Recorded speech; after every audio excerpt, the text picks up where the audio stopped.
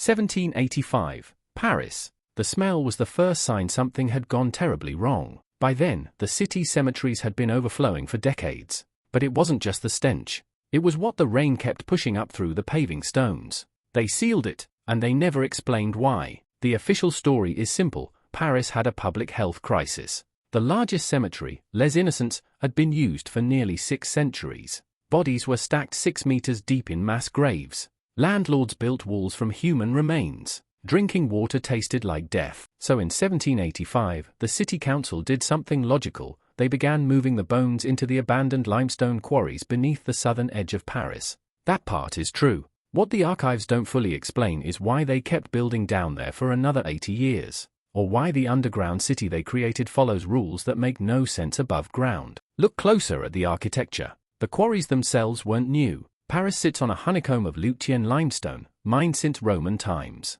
By 1785, hundreds of kilometers of tunnels already ran beneath the 14th and 15th arrondissements. But here's what they didn't tell you: most of those tunnels were supposed to be abandoned. The mining had stopped decades earlier. The official record stops here. The city claimed it was just using empty pits for bone storage. But the evidence tells a different story. Evidence 1. The walls were reinforced before the bones arrived. Stone pillars, buttresses, and arched ceilings, these aren't things you build for a dumping ground. In the Tombe-Issoire section of the catacombs, the masonry dates to the early 1780s, not after 1785. That means someone was already reinforcing the tunnels before the bone transfer was approved. Official records say the first bone cart didn't roll until April 1786. But the pillars were mortared at least 2 years earlier. Why reinforce miles of tunnels for empty space?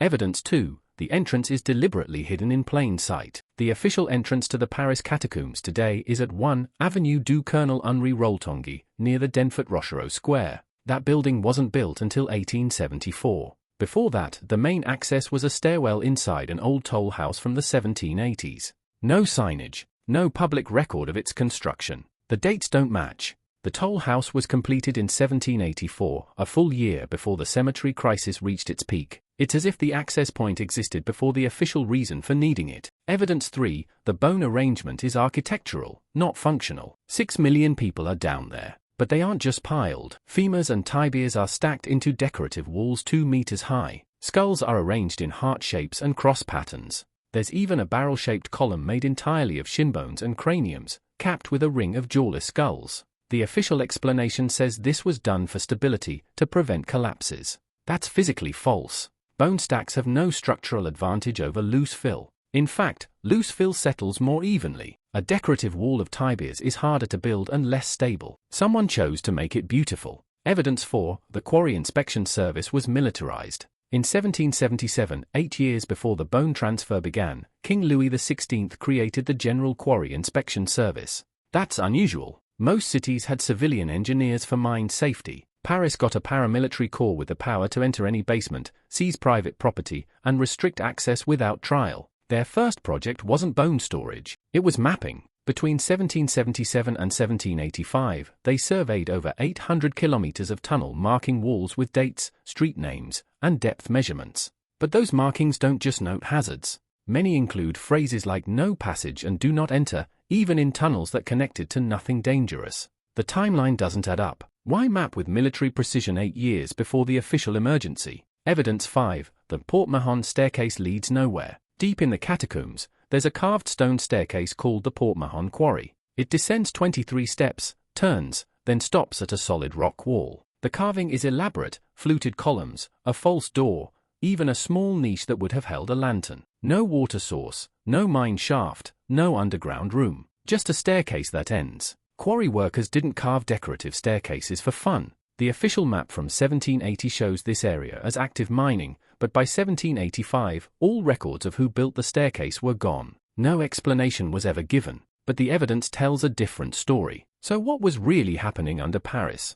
The conventional history says the catacombs are simply a public works solution to a sanitation problem. That's not wrong, but it's incomplete. The scale alone suggests something else. By 1787, the bone transfer was moving 2 million bodies. That required a workforce of dozens of men working at night, in the dark, moving human remains through narrow tunnels. No major accidents were recorded, no strikes. No public complaints about the nightly bone carts rolling past windows. That level of secrecy doesn't happen by accident. Here's what makes that claim impossible. The same year the bone transfer started, the city of Paris also began sealing every known quarry entrance above ground. Iron grates, locked doors, walls built inside basements. Property owners were fined if they left a tunnel open. But here's the contradiction. The official bone transfer required open access.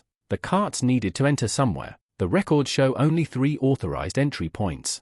But modern explorers, the cataphiles, have found over 40 sealed openings that show signs of heavy use in the 1780s. Worn stone thresholds, iron hinges rusted in the open position, footway impressions from the 18th century. Those were not service entrances for bones. They were something else. And that's where the story changes. The Quarry Inspection Service didn't stop working after the catacombs were completed. They kept mapping, kept building, kept restricting access. By 1810, they had turned the tunnels into a parallel city, named streets, numbered addresses, even a subterranean lake with a boat dock. The official reason was continued public safety. But safety from what? The limestone under Paris is stable. The real hazards were human. In 1830, during the July Revolution, insurgents used the catacombs to move weapons from the left bank to the center of Paris.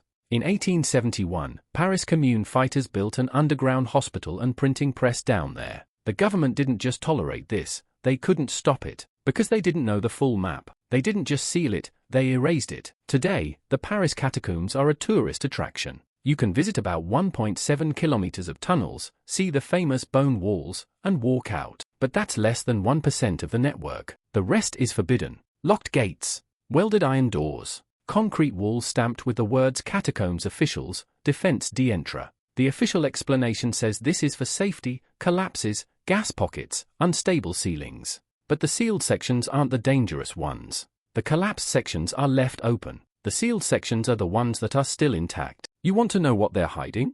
In 2004, police found a fully equipped cinema in a hidden chamber under the Trocadero. Restaurant, bar, film screen, electricity tapped from the street above. No one knew who built it. No one was ever caught. In 2017, a group of cataphiles broke into a sealed section near the Val-de-Grâce hospital and found a room with stone-carved chairs, a table, and an inscription that read Atelier de la Mort, Workshop of Death, dated 1793, the year of the Reign of Terror. The official record stops here. The Paris catacombs are still there. 300 kilometers of tunnels, 6 million residents, and more sealed doors than mapped entrances. You can't go inside, not the real parts.